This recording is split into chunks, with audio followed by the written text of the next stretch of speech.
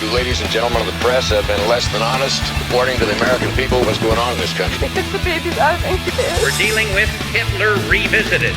This is the Scott Horton Show. Libertarian foreign policy, mostly.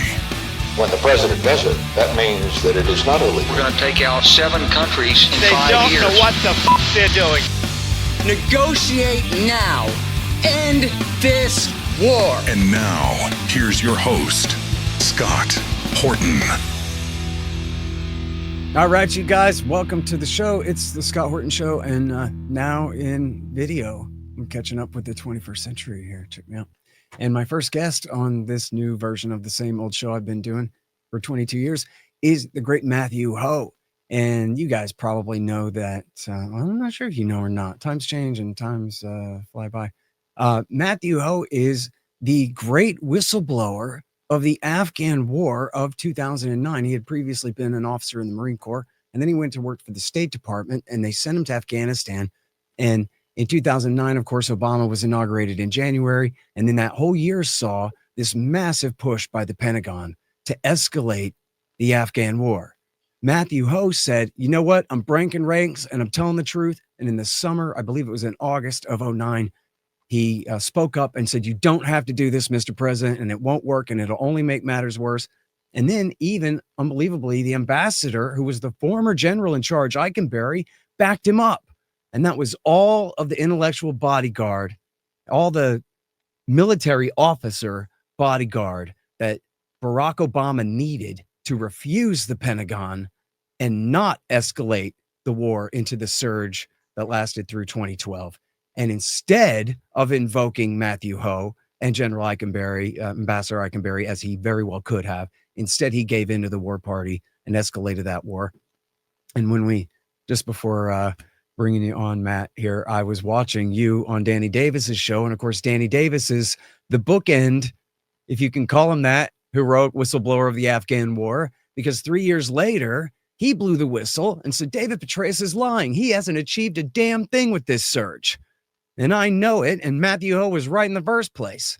And so I know people watch the great Danny Davis deep dive or Daniel Davis deep dive, but they may not know that he shares that whistleblower hero on the Afghan war title with you.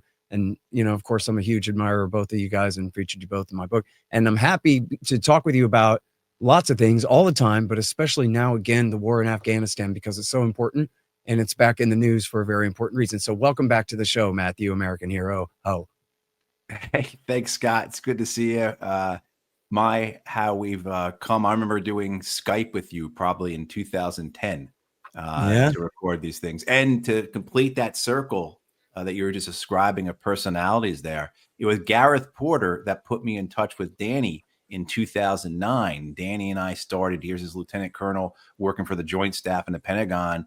We'd have lunch once a week, in 2009, 2010, before Danny went back to Afghanistan. But I'm also pretty certain that it was Gareth Porter that told me to go on your show for the first time.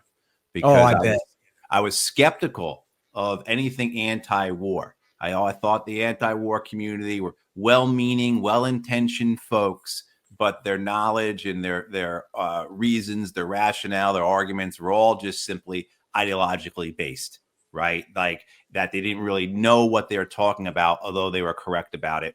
And so I'm quite certain I would have asked Gareth, hey, this is Scott Horton guy on antiwar.com. How is he? And he would have given me a thumbs up. And that's probably why I came on. But then as I learned, though, that you guys know more than anybody else. You, Medea Benjamin, other folks in the anti-war movement are the most knowledgeable on this stuff than anyone I've come across in the last, however many decades I've been doing this. So, it's great to be on video. Like I said, I would have dressed a little nicer, maybe put a tie on to make it, but congratulations on achieving this next level in podcasting. Well, and look, I mean, you guys, you and Danny Davis and a lot of you anti-war veterans are no slouches either. And our whole movement benefits so much from y'all's experience and authority when you speak about these things.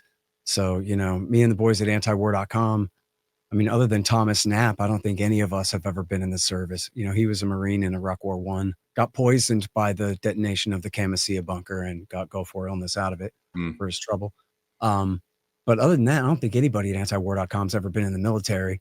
Although maybe some of our regular columnists and so forth. But anyway, it's really important that we have guys like you and Daniel Davis who can say like, hey, man, somebody blows the trumpet and it's actually worth answering. I'll be there.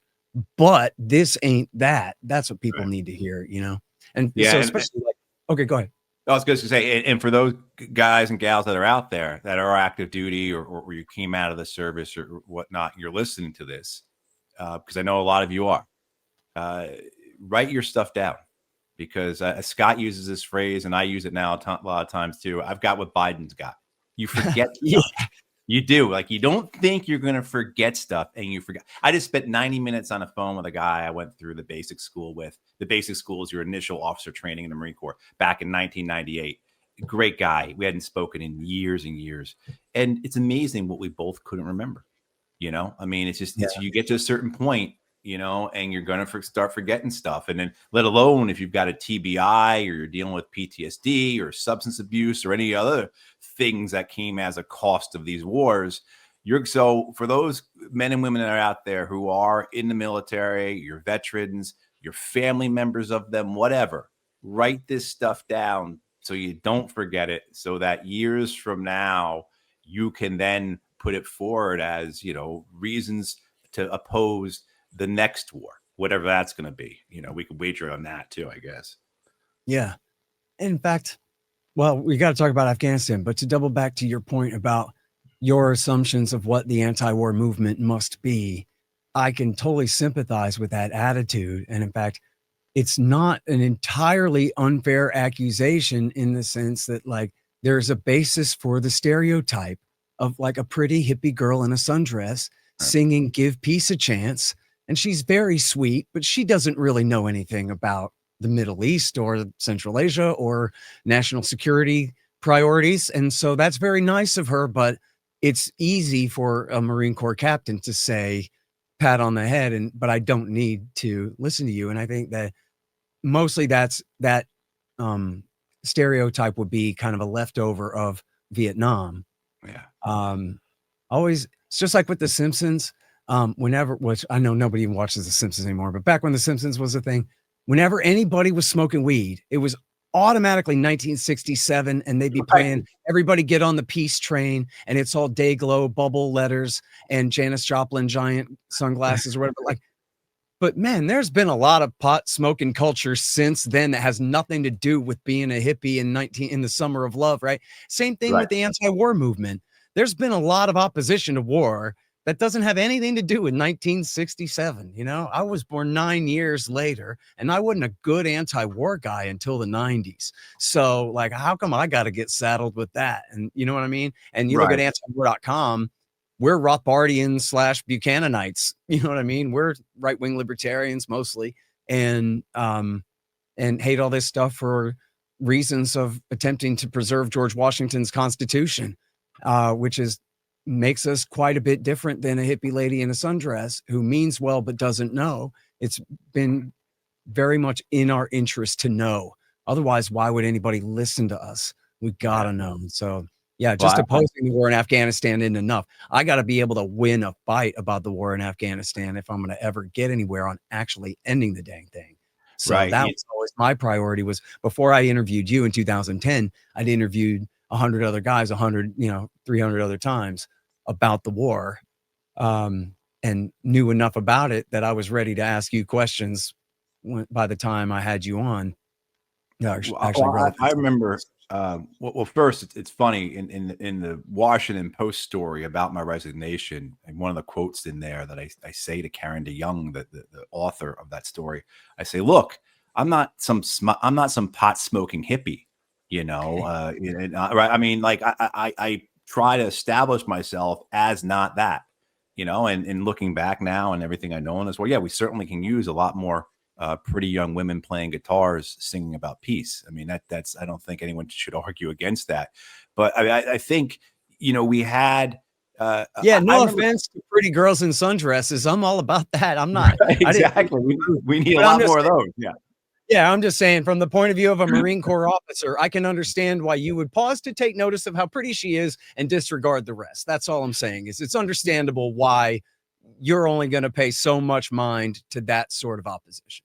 Well, and this is an indictment, I think, of our education system, because I understood the linear nature, the continuous line of American history. I didn't understand it. I understood our wars. I understood our misadventures overseas. I understood our imperialism, all as episodic, as not connected, as not part of a continuous line, which was something I feel my education here in this country failed me.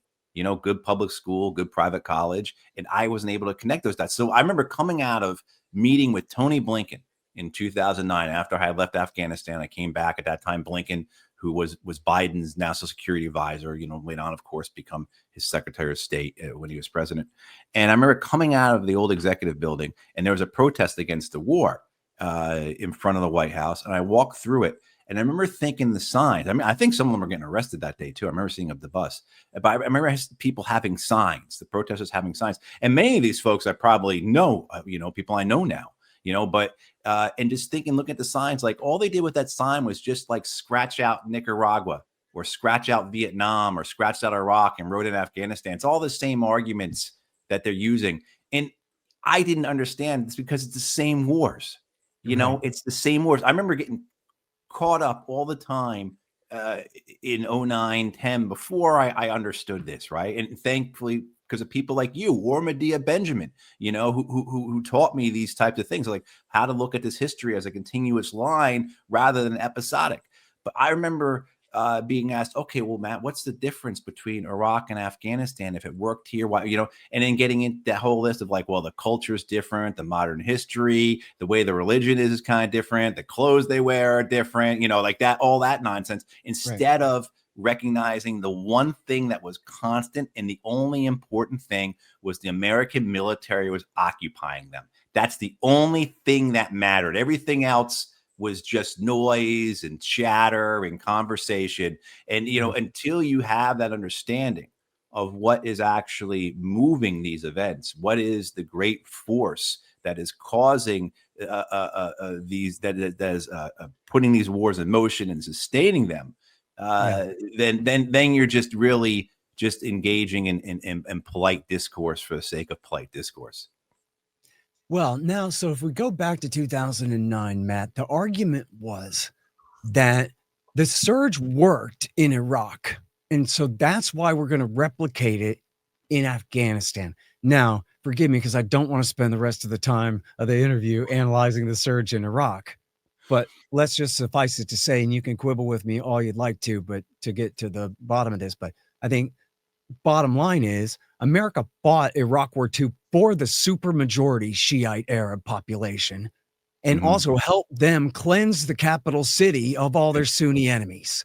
So yeah, that worked. And by the end of the surge of 07 into 08, they did accomplish that.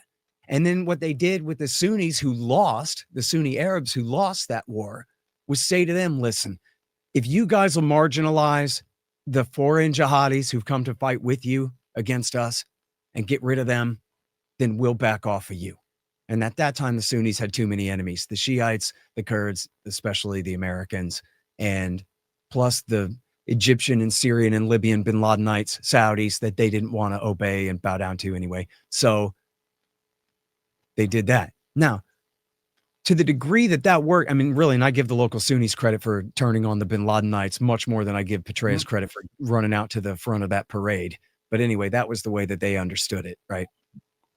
And then he just made a bunch of promises to the Sunnis that he never could keep. And then the Shiites said, don't let the door hit you in the ass on the way out. Didn't even thank us for fighting the war for them that whole time. Right. So that was Iraq War II. But now, so try to transpose that over onto Afghanistan. And in Afghanistan, you have America foisting a coalition majority of 60%, but it's about 20% Tajiks, Uzbeks, and Hazaras. They're not a solid 60% majority of the country.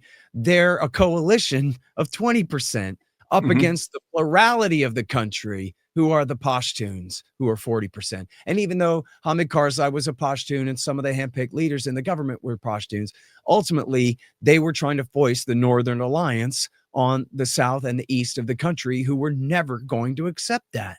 And then even if you wanted to say, make the parallel to what happened in Iraq, then the deal would be to do, God forgive me for putting it this way, but what Vice President Biden was saying, which was in a way silly, was let's just hunt down and kill the last Arab bin Ladenite terrorists in the country and ignore the Taliban, because who cares about them?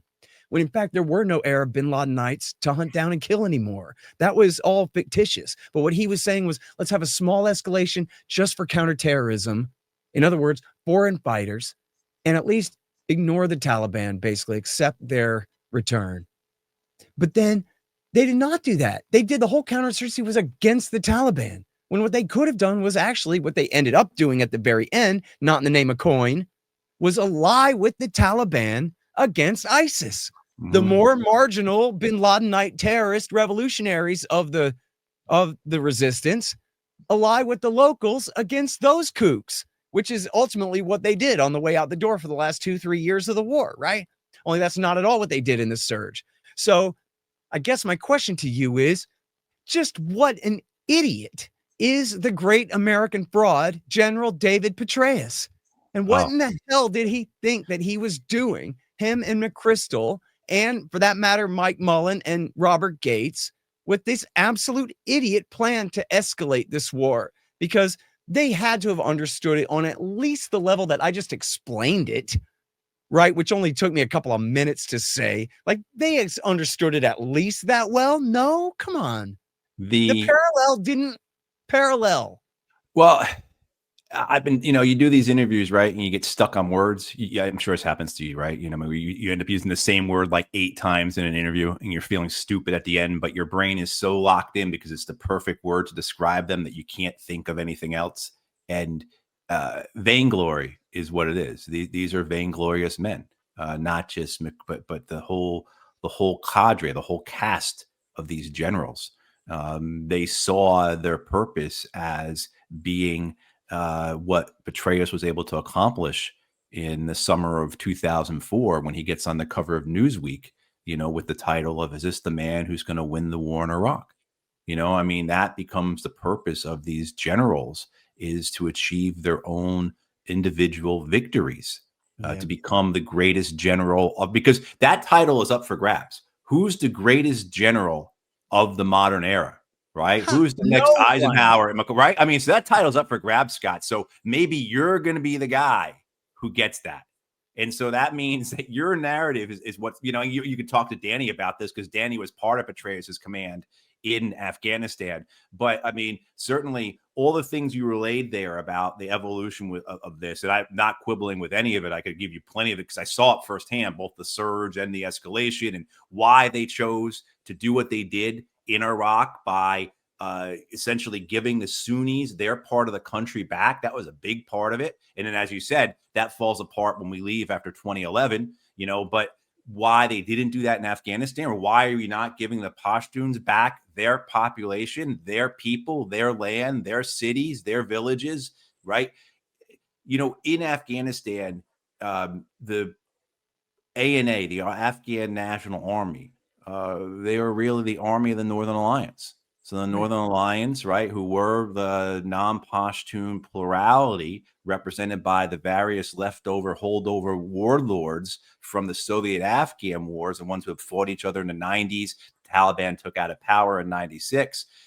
These men became the Afghan government when we put them in power in 2001, and they just continued the civil war.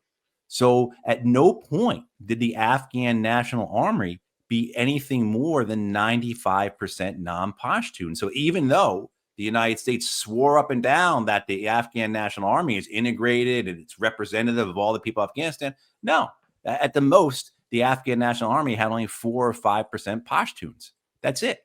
When I was in Zabul province in the southeast, we had 7 Afghan battalion commanders down there. Only 2 of them spoke Pashto, and this was in a province where it was about 100% Pashtun, right? I mean, so you had 5 out of the 7 Afghan battalion commanders, plus the brigade commander, I assume, I should probably include in that count, couldn't speak the local language. They were just as illiterate there as I was, and they were just as much of an outsider as I was. And their fathers and grandfathers have fought the fathers and grandfathers of the people we have been fighting. I mean, we were continuing the civil war. And so the idea of doing what we had done in Iraq, where we essentially have pulled the Shia out of the Sunni areas, that was a big part of the success in bringing down the violence from 07 to 2011, 2012, was getting the Shia out of the Sunni areas. And then, as you said, when we left, the Shia came back in those areas. That predatory government came back in. That's essentially what was happening in Afghanistan, why the people were supporting the Taliban. They didn't want foreign occupation, and they didn't want to be repressed by a corrupt and predatory government. Not that hard to understand it, but that goes against the machinations of why you're going to put policies in place. So why did the U.S. get out of Iraq? U.S. gets out of Iraq. It says we're going to get out of Iraq in the summer of 2008. Why? Because George W. Bush says we've got to get Iraq out of the elections. If Iraq is in the elections, there's no way McCain is going to beat this Obama guy. Didn't matter anyway. The economy falls to hell, everything else, worst financial crisis since the Depression, other things. Republicans are corrupt as hell, but they're able to get Iraq kind of out of the election because we're getting out anyway. Right. And that's Obama's brilliance to make sure that Afghanistan is not in the 2012 election. So when he escalates the war in 2009, he says, what? We're going to be getting out by summer of 2011. We're going to begin to draw down by by a 2012 election. Afghanistan isn't a thing because we're getting out. Right. So but what you have to have happen, though, for the Democrats is to have a military victory. They have to be victorious. They have to be better war fighters, be better. Obama be a better commander in chief. And by extension, the Democrats be better at war than the Republicans. So what they need then is to surge to victory in Afghanistan, the good war, right? Not the stupid war that as they described Iraq, which they weren't wrong about that, but not the stupid war, but win the good war. What happens is it doesn't work the way they had hoped for. The other thing that happens too that precludes all of Obama's plans and all this is the Islamic State comes storming across the border into Iraq. And now if Obama starts pulling troops out of Afghanistan as the Islamic State is taking Western Iraq, taking Northern Iraq, takes Mosul in the summer of 2014, which was when we were supposed to have ended our combat presence, according to Obama, he's going to get crucified. The Democrats are going to do worse in the midterms than they've been doing in the midterms, kind of thing. Yeah. Right. And at that time, you also have what in the summer of 2013 is when there's a group of Pakistani Taliban exiles living in Afghanistan, protected by the CIA and the NDS, right. That the Afghan intelligence service, and they hoist the black flag and declare that they are part of ISIS now. Right. So, that's one of the great stories about how the Islamic State in Khorasan comes about. Yeah, they're disaffected Pakistani Taliban guys who are not the same as the Afghan Taliban. Now, let me say there's a great footnote for that, which is a guy named Osman Bornan, and it's at afghananalyst.org on the birth of ISIS. Yep. Great article. That's the footnote in Fool's Errand. And that's a terrific. I don't even know if their site's still up, what those guys are doing. But the Afghan Analysis Network, or whatever they were called, really was just an absolute gold mine of just people who were living in Afghanistan, who understood the country and who explained things so well, including these guys that are calling themselves ISIS. It was just a smart marketing move on their behalf. But what they're doing here is that they were brought in by the Afghan intelligence and American intelligence services to try and cause dissension, try and cause a fracture within the Taliban ranks and cause the Taliban to start fighting with amongst themselves. And that would bring down the Taliban. And of course, that's not what happened. The whole history of this is just one you can't even say these were honest mistakes or sincere miscalculations. They knew exactly what they were doing. Look, when I resigned Hey, the site is still up. Afghan analysts. Okay, so folks, it's Afghanistan-analysts.org, which I think is a change. I think it used to just be Afghan analysts. Yeah, but, I mean, so like there are all these resources out there, but when I resigned, I asked Karen at the Washington Post, Karen DeYoung at the Washington Post, why'd you write this big story? It's a front page above the fold, back when people actually read newspapers.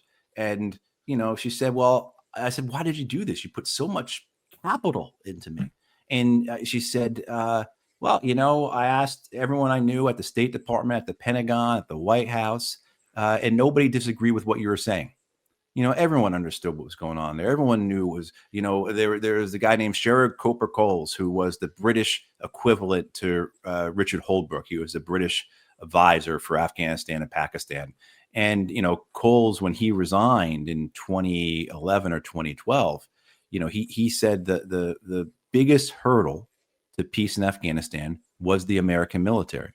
And he described the great sadness he had in spending these years with otherwise bright, intelligent people who were so earnestly living a bright, shining lie, referencing, of course, Neil Shahan's phrase towards Vietnam. I mean, and that's, what this whole thing is. We were talking earlier about the continuity of all these wars and how, you can make distinctions about their differences, but that doesn't really matter.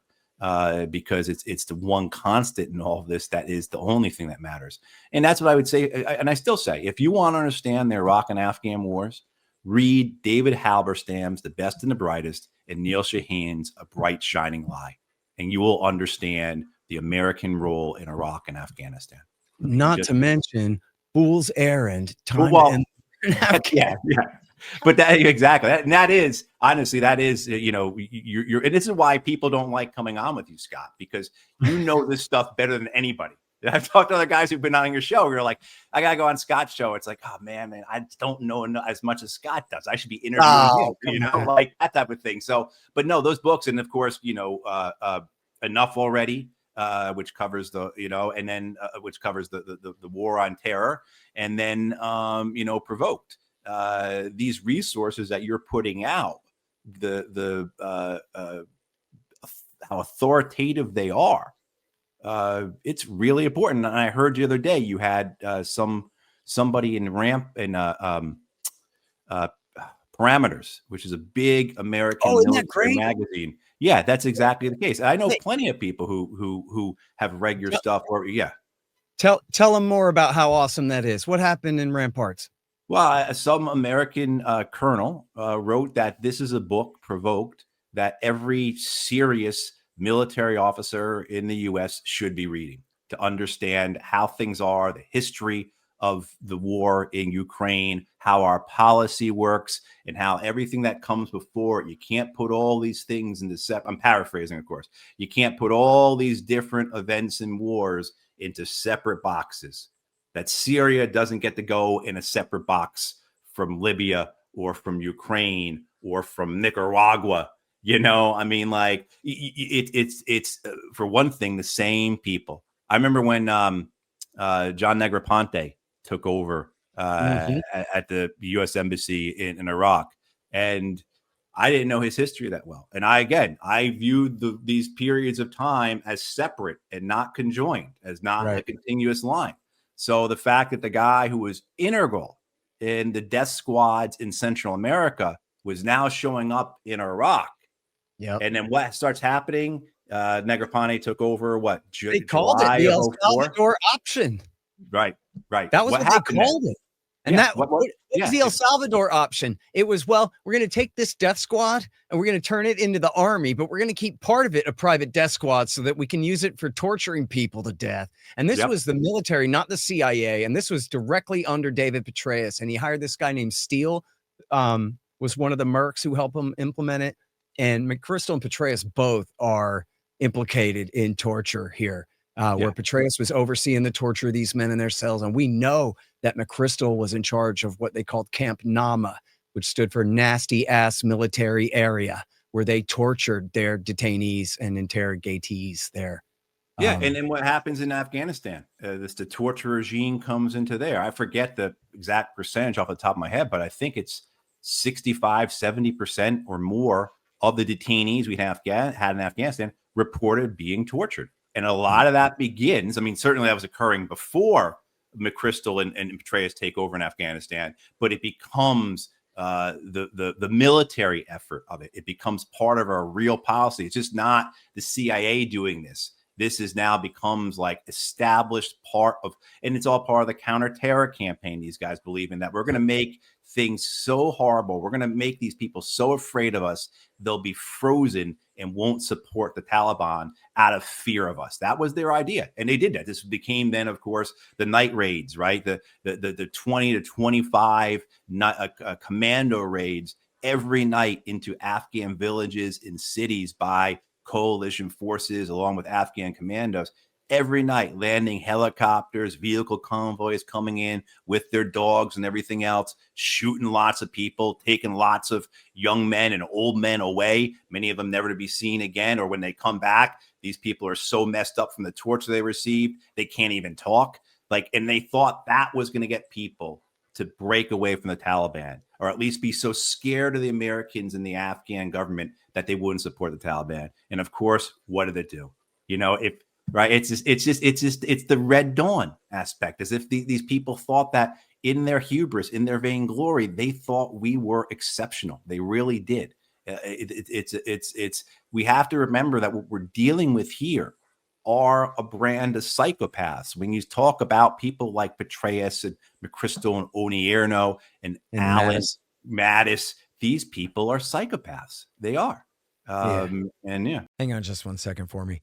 Hey, you guys. This October, Mikkel Thorup is once again hosting the free Expat Money Online Summit this October 10th through 12th.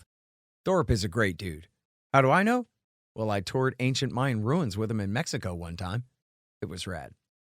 He's a serious expert in residency and citizenship laws and customs around the world. He knows it all, chapter and verse, where you can put your money and put yourself anywhere in the world you might want to go. He can show you how to acquire second residencies and other real estate, get foreign citizenship, legally mitigate taxes, set up offshore banking, and more. This year's summit is focused on Latin America. Mikkel and other top-tier experts will help you build your offshore Plan B and understand the geopolitical forces reshaping the region. Head over to expatmoneysummit.com to reserve your free ticket today. That's expatmoneysummit.com. You guys, I'm so proud to announce the publication of the Libertarian Institute's 14th book. It's Israel, winner of the 2003 Iraq Oil War, Undue Influence, Deceptions, and the Neocon Energy Agenda by Gary Vogler, former senior oil consultant and deputy senior oil advisor for U.S. forces during Iraq War II. Remember how I wrote in Enough Already about how Ahmed Chalabi sold the neoconservatives on a plan to rebuild the old British oil pipeline from Mosul and Kirkuk, Iraq to Haifa, Israel, if they would only get the United States to overthrow Saddam Hussein for him? And how they bought it because they are as dumb as they are corrupt? Well, Gary was there. As senior civilian consultant to the DoD and Iraqi oil ministry, he had a unique window and experience witnessing the Pentagon neocons and their machinations on behalf of Israel before and during that war. And it turns out that even though they did not get their pipeline, as Vogler demonstrates, the neocons and their Likudnik bosses figured out an effective Plan B anyway. You are going to love Israel, winner of the 2003 Iraq Oil War by Gary Vogler, available everywhere. Check it out along with our other great books at libertarianinstitute.org/books. Well, those of you who listen to me tell you to listen to Mike Swanson at Wall Street Window and Tim Fry at Robertson Roberts Brokerage Inc. Have bought a bunch of gold, must be doing great right now, and should probably donate to the Libertarian Institute. Robertson Roberts is the best. It's a matter of trust. There's no flashy gimmicks, risky schemes, or bait-and-switch scams here. Robertson Roberts is here to help you protect your wealth. Any portfolio ought to have a solid percentage in metals. For us Austrian school types, even more. Go to Robertson Roberts Brokerage Inc. at rrbi.co to protect yourself from monetary inflation. That's rrbi.co. And listen, and especially they're so stupid too. Mattis and Petraeus and their counterinsurgency manual and doctrine and all of that is the most bankrupt pile of crap. I mean, on one hand, everything you just said, we're sending in the Delta Force in the middle of the night to kidnap men out of their beds and torture them to death. And at the same time, well, we're sending in our guys to clear, hold, and build and win the hearts and minds of the people and make them love us and make them want to be a West European, democratic, Westphalian nation state and adopt American soldiers and Marines as their security force instead of, their own husbands and fathers and brothers and sons. Who would want to be protected by the male half of their own population, Matt, when they can have American Marines, the same ones apparently that are dropping out of the sky in the middle of the night and torturing people to death and shooting them in their beds? How could they resist accepting their gracious new, oh, good. It's like the LAPD was just parachuted out of the sky. We're so thankful to have them because they're such angels. Right. Can you imagine if in the movie Red Dawn, that's how it worked? The Russians came in and they protected the Americans from the bad Americans. And then they built a bunch of bridges and built a bunch of schools and the Americans embraced the Russians. I think the Cubans were involved in that invasion too. The Cubans, everyone would have got up and walked out of the theater. But there's also the aspect that it simply doesn't work. This idea of that you're going to kill your way through this insurgency, that we're going to win militarily. Before I left Zabul, before I quit and came home, the task force came through. I think they were Delta. They were always, you couldn't tell who they were. I think they were Delta. I talked with these guys, and because we were like next up. They would kind of rotate through the provinces in terms of coming in with all their stuff, all their assets, and just doing a shitload of raids, taking out the top 30 people on our list, right, for our province. And I remember they came through and like talking with them about things and then I left. And then about 6 months later, I saw a guy I had been there with, and he brought up to me, he said, remember they came through and they killed a bunch of people and they took out those 25, 30, whatever top one. He said, within 3 months, the entire insurgency was back to where it was, actually at levels higher than in terms of like, bombs being put in this, all our metrics, bombs being put in the side of the road, number of times like our bases got rocketed, whatever. It was actually higher a few months after our commandos had come through, killed all the people we wanted them to kill. The insurgency actually, I should say resistance, because I think that's the more correct term to use. The resistance was, not just back where it was actually stronger. And they could never get that. Even though we had all the metrics, right? Even though we had all of our data. President Obama says this. You can read this in Woodward's book, Obama's Wars, where the generals are telling him the counterinsurgency, sir, this, that, the other thing. And he says, show me where it's worked. You guys can't show me where it works because it has never worked. And look, that whole year long, I was doing a show, man. Robert A. Pape was on my show, and he's like, well, I'm a number crunching political scientist from the University of Chicago. Me and all my grad students' research shows that you're just going to cause a bunch of suicide terrorism, and you're just going to inspire a whole new generation of insurgents to join the fight against you.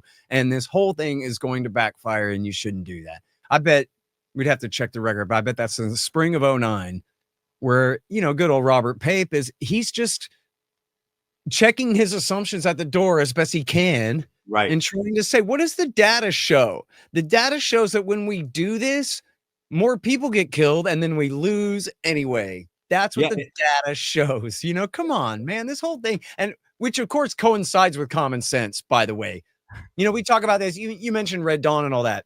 The best part of Red Dawn is when the Air Force pilot that gets shot down explains that the Mexicans and the Cubans, they just rolled right up through Texas to Colorado and doesn't mention how that happened. Right. All right. Oh, they did, huh? Well, let me tell you something. There's a reason why Texas is a cliche for gigantic things. There's a reason it used to be its own sovereign nation state. It's gigantic. And it's, bigger than France, bigger than Spain, bigger than Germany, bigger than Poland.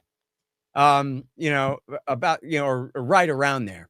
And in Afghanistan, it's all mountains and deserts and badlands and deep valleys and all of these things. Like, it's just, and it goes to the thing, you mentioned the vainglory, but there's a lot of just willful lying by people. I remember Andrew Basevich, Colonel Basevich, gave a speech at a think tank. It was one of these things where, they'll allow one contrarian to get up there and give a speech too. Right. So he got up there and he talked about how we need to invade Mexico. And when we invade Mexico, we'll completely divorce them from their drug economy, and we'll teach them to elect good men, and we'll build, this and that. And here are all the problems with Mexico. And here are all the things that the U.S. Army can do to go down there and remake Mexican society closer to our liking. And the whole place is groaning like, this is completely crazy. Oh, yeah, we're going to send all our Marines into the Sierra Madre. That's going to be great, dude. Yeah, right. What are you talking about? And then he goes, this is exactly what you guys are saying we should be doing in Afghanistan, which is half a world away from here. But you think that it makes perfect sense there. In fact, the only thing going on here is, you're not going to have to suffer the consequences for advocating the policy when you wouldn't dare be so insane to propose we try to do this right next door, where our supply lines are essentially unlimited. We still wouldn't try it in a million years. Not again, anyway. Not since Woodrow Wilson. And like about a quarter of our guys speak Spanish. I think like my company in Iraq, I probably have about a third of my guys spoke Spanish. I mean, right, like, right. I mean, like we would never even consider it. Yeah, I'm reminded just what you said there about these people who like the idea of it because there's no consequences. I'm reminded what George Orwell wrote, like when he was over in Spain about because the Spanish Civil War, 36 to 39. That was the first real, for people who aren't familiar with it, the first real application of modern air warfare, particularly bombing of civilian, a concentrated, deliberate bombing of civilian targets, right? Yeah. And Orwell wrote in whenever he was there, 36, 37, he was there early. He wasn't happy about it, but he saw he's optimistic about this idea of aerial bombardment because he thought that maybe the people who supported the wars the most, who are always the ones farthest from the front lines, would end up with some holes in them.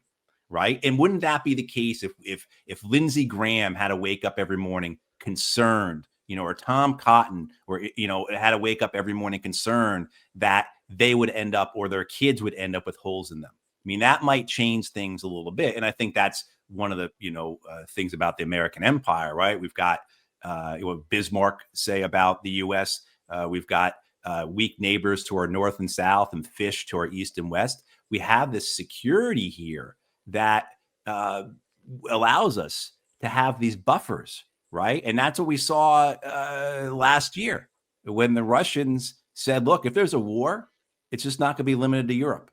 Your idea of a buffer, we're not going to go by that. Something that the United States had was our policy for decades, would have these buffers so that we would be at least, like, if a nuclear war happens between Russia and the Soviet Union and the U.S. in the Cold War, the idea was hopefully it would be contained to Europe.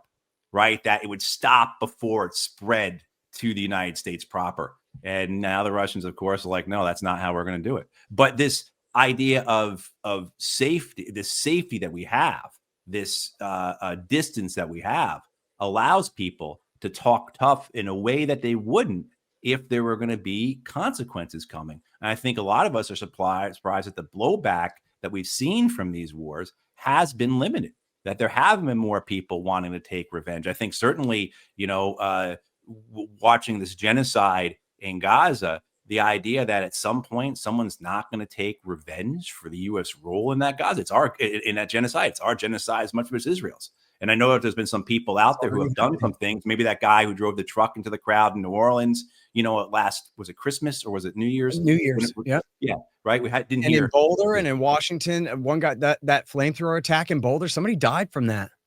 And then the two people were assassinated out in front of the Israeli consulate. And then just last weekend, they say this guy shot up a wedding and yelled "Free Palestine" while shooting up a wedding at a country club that he used to work at. Like, it's marginal, but it ain't marginal if it's your dad that died in the thing.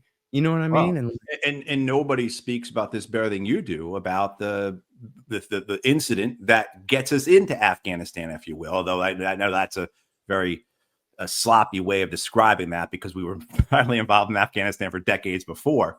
But the the idea of why did the hijackers do what they did on 9/11? What was their rationale? What were their reasons? What were they trying to avenge? And they laid those out very clearly. And there are times too where the Americans would admit it. Like you'd have, I think there was like a 2-star general from the Defense Intelligence Agency who told Congress that, well, they were trying to provoke a cataclysmic war between the West and the Muslim world so that they could, benefit. Well, Bin Laden. Like, yeah, hey, see, he said it right there. Doesn't that make so much more sense than the Taliban did it because they hate your freedom, or Dick Cheney did it and didn't even bother to put any Iraqis on the planes, Yeah. It was 03 or 04. Bin Laden said something along the lines of, all you need to do is send 2 mujahideen with the, the farthest point on the planet with the plant the flag of jihad, and the American generals will come running, and they will exhaust themselves. And send it to the furthest point east, he said, and they'll send all their generals racing.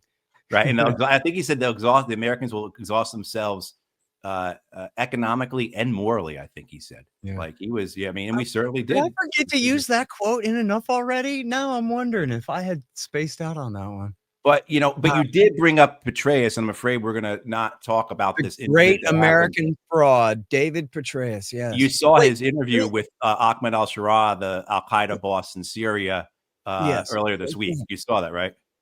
Yeah. Let me check my time here. Okay, yeah, we still got time. Let's talk about that for a minute. So, because David Petraeus, he was the commander of CENTCOM, overseeing the Afghan war, with McChrystal implementing it.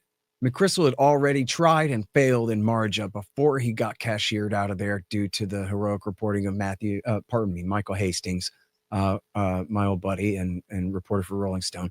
And then they brought in Petraeus. This was smart of Obama. He's like, hey, guess what? You're demoted. Now you're in charge of the Afghan war, Mr. Counterinsurgency Doctrine. Let's see how you implement it, godfather of coin. And then so he finished failing there.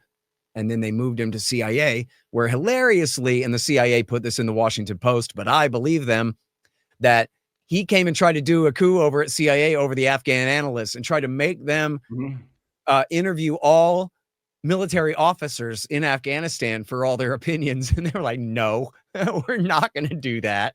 And he tried to do that. And instead they ratted on him to the Post that he was trying to force the CIA to say that he'd done a good job in Afghanistan, when of course he completely failed, son of a bitch. But then he got in bed with Hillary Clinton on supporting Al-Qaeda in Libya, otherwise known as the Libyan Islamic Fighting Group and Ansar al-Sharia, all of whom had just got home from Iraq War II, where they've been fighting you and your Marine Corps buddies there while you guys were on the side of the Shiites.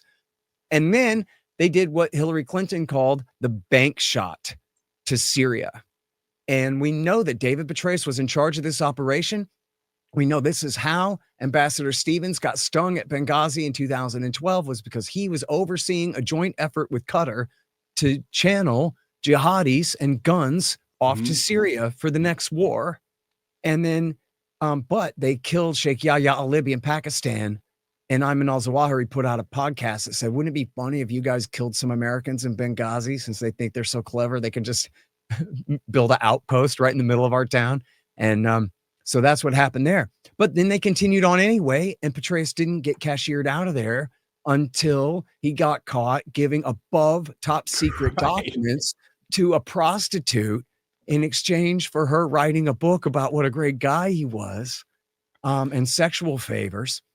And then so he got, and by the way, we heard tell that was the CIA that did that coup against him too, that they turned him into the FBI because they hated him so damn much, which makes sense because everyone hates him so damn much. The great American fraud, David Petraeus, who belongs in prison for the rest of his life, just for the leak alone, never mind his gigantic failures in fighting for Iran in Iraq War II and his massive escalation and failure in Afghanistan. But then, so this goes right back up to then what you're mentioning there with al-Sharaa, aka Abu Muhammad al-Jalani, the new dictator of Syria, and his appearance there with David Petraeus. But these guys go way back. Yeah. David Petraeus had switched sides in the Afghan war, in Iraq War II. I mean, supposedly, remember the awakening of the Sunnis were against bin Ladenites like this, but apparently he got along with them just fine as long as they're on the other side of the line. And so now that's the background, right? This was Petraeus, CIA Director Petraeus's operation to commit this highest treason in probably all of American history in post-September 11th, post-Iraq War II, backing Al-Qaeda in Libya and Syria. And now here he is on stage bragging and boasting about it with his buddy. Right. And the two quotes that stand out for me, for people who haven't seen this, the two money quotes from that interview he did this week with Shirar was Petraeus saying to Shirar, "I'm a big fan of yours." And then as well saying, "Your success is our success." Right. I mean, so to take everything you just described there, Scott, that history and how many Americans died in Iraq and Afghanistan for the reason of Al-Qaeda. I mean, you go to the homes of the kids that were killed over there, or like the homes with the widows, or the children who grew up without their dads, or some moms. You know, it's the reason is for Al-Qaeda. We are preventing another 9/11. You know, we could talk about all the nonsense involved in that, but you know, that's what so many Gold Star families believe, because it's all they have to hold on to. And I don't want to break into their home and tell them otherwise, because that's all they've got. And I know what would come of them if they failed to hold on to that, if they had to embrace the realities that their loved ones died for nothing, worse than nothing, dying for the vainglory of people like Petraeus and Allen and the Crystal and Odierno and all these other ones, right? That descent, that abyss that they'd have to enter, you know, that blackness. I don't want that for anyone, so they can hold on to their beliefs, however false they are, and as to why their loved ones died. But, you know, I mean, the idea, though, that embracing Al-Qaeda, thinking that we could utilize them, even though it has blown up over and over again. I remember in summer of 2012, I met up with a friend of mine who was very senior on the DIA desk, the Defense Intelligence Agency desk for Iraq, and normally a very cheerful, exuberant guy. And he is just long in the face and depressed. And I say, "What's going on?" And he explains this. This would have been June or July of 2012. This is what we're doing. We're going to use these guys to try and take down the Assad, or we are using these guys to try and take down the Assad government. And he said something along the lines, I always remember him saying this, and we somehow believe that they won't turn around and go back into Iraq, where most of them came from. You know, that they're going to honor what is literally in many parts of the Iraq-Syrian border an imaginary line in the sand. They're going to honor that line in the sand. You know, and so this just not just the betrayal of why these Americans died supposedly in Iraq, in Afghanistan, let alone 9/11, Khobar Towers, the embassy bombings, you know, et cetera, the coal, all these things, like people who actually do want to fight us, like these bin Ladenites, not a lot of them, you know, not a lot of them, but we are doing everything we can now to utilize them and to grow their ranks for our purposes. So not just the betrayal of the war, of the effort, of whatever you want to call that, right? But the stupidity in thinking that was going to work. I'm not sure which is worse. You know, either the Machiavellian or the betrayal. I don't know. It's Machiavellian stupidity or the betrayal. I don't know what's worse. I really don't. You know, but this idea was, and so now you have, fast forward all those years later, these men on the stage together. You just see the reality of what the American empire looks like, how it exists, and so from there, where do you think that's going to go? You know, I mean, but we had this before. I mean, anyway, I'll stop there. I'll let you go, because I'm getting myself worked up. Yeah, no, it's okay. No, you're exactly right. And then look, it isn't just Washington did this, or the Pentagon did this, or Donald Rumsfeld did this. Literally, it was David H. Petraeus who turned the Badr Brigade into the Iraqi army and fought this war for the Ayatollah Sistani, and for that matter, Khamenei. And now, why is it that Jolani's success is our success in Syria? It's because it's half undoing that error. That, well, if we put Iran up 2 pegs in Baghdad, at least we took them down a peg in Damascus. But who was it who put Iran up 2 pegs in Baghdad? Again, Right. not just America, but literally this guy, right? First, he armed the Sunni insurgency in Mosul, and then they just took all the money and guns and ran and started killing Americans with them all. So then in his disgrace, that was in 2004. And then in his disgrace, he went down to Baghdad, and then he started building up. You talk about the El Salvador option with Negroponte. That was all in part and parcel, hand in glove with David Petraeus and the job of turning the Badr Brigade of the Supreme Council for Islamic Revolution into the Iraqi army, which it is to this day. So the unlimited brazen treason and hypocrisy, and by just this such a small cast of characters, right? Like, this is all just who gets to have Thanksgiving over at the Kagan's house. These are the people who have ruined our entire everything here. Yeah, and for self gain, for self interest, and then all those that attach onto the Petraeus types, that it becomes like a cult. I mean, these are the little fish swimming under the mouth of the shark type of deal. And I mean, so they go along. I remember when I was leaving Afghanistan and had to go meet with McChrystal staff, and this was just the greatest bunch of sycophants you could ever assemble. I mean, and their arguments as to why I was wrong boiled down to, well, because General McChrystal doesn't think so. Yeah.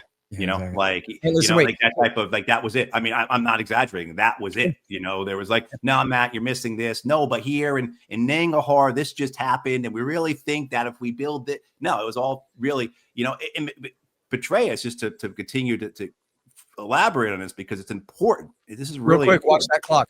Okay. When he's in Mosul, he's sending report in the early years of the war, when he's got his command in Mosul, he's sending reports back to Baghdad, to the Corps, and to the saying, things are good here. We're really progressing, to the point that when his unit is replaced, they don't replace his unit with another division. They replace it with an armored cavalry regiment.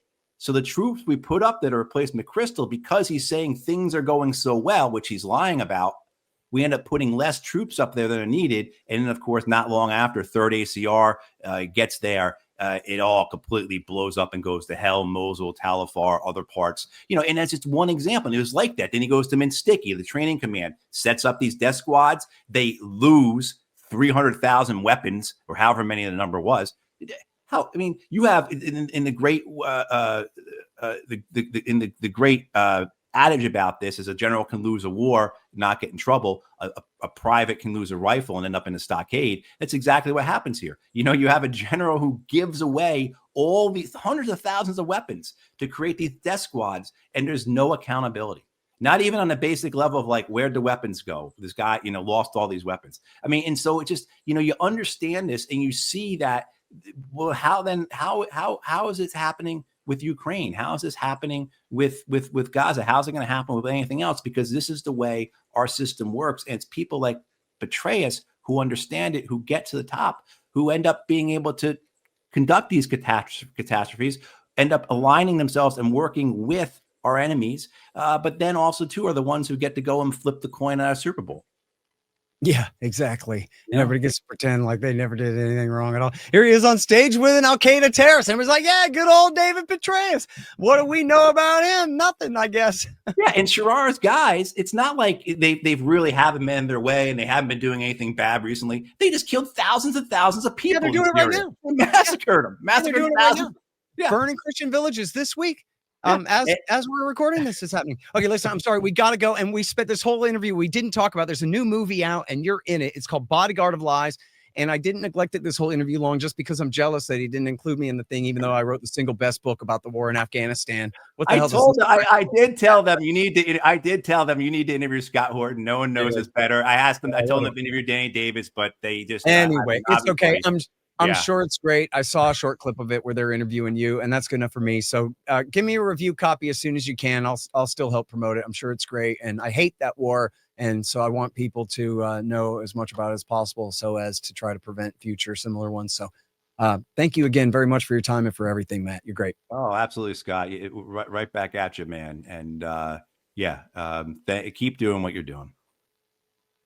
Oh, and by the way, are you still recording? If people haven't listened to your interview with Jason Jones from a couple weeks ago, go back and listen to that interview. That's one of the best you've ever done, and one of the best explanations of war I think I've ever heard. I was on the gym, I was on the treadmill, and I had to hold back the tears at times because he really got to me. What he was saying was true. Yeah, that's really something else. All right, thank you again, man. Appreciate it. All right. The Scott Horton Show is brought to you by Roberts & Roberts Brokerage, Inc., Mundo's Artisan Coffee, Tom Wood's Liberty Classroom, APS Radio News, and Dissident Media. Subscribe to the show at scotthorton.org, scotthortonshow.com, libertarianinstitute.org, youtube.com/Scott Horton Show, iTunes, Spotify, etc. And check out my books, Fool's Errand, Enough Already, and my latest, Provoked, How Washington Started the New Cold War with Russia and the Catastrophe in Ukraine, at Amazon.com. And I'm serializing the audiobook of Provoked at scotthortonshow.com and patreon.com/Scott Horton Show. See you next time.